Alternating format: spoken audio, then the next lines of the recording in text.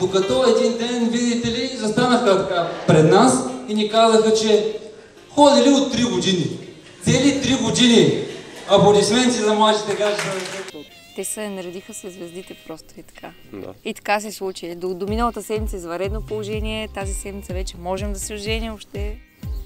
Как ги предложи? Имаше ли някакви романтики? Не, това беше най-тъжният момент.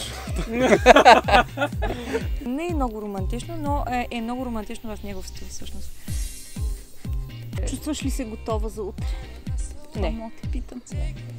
По-голямата част от сватбата ще бъдат танцори-програмисти. Ние не се бяхме виждали от много години, тя веднъж ме извика да я оправя компютъра. Затова е учил той в университета. А що беше толкова тъжно? Защото не знаех как да я продължа и аз се разтреперах супер много. Фанала циничната треска. Викам сега, нали сме само двамата вкъщи, няма хора наоколо, няма нищо, обаче аз пак супер притеснен, вече бях взел пръстена. И накрая изпих половин бутилка. Тя междувременно заспа, докато аз се спи. И накрая просто сложих пръстен до нея и я бутнах да се събуди. Да, тя се буди и пита какво е това, с едното отворено око, такова друго точно не може да го отвори. И тя се фрустрира и така. А ти зададе ли въпроса? Да. През зъбите. Беше много срамно. Повече няма да се повтаря. Повече няма да я предлагам. Тя очакваше да ни предложи никога.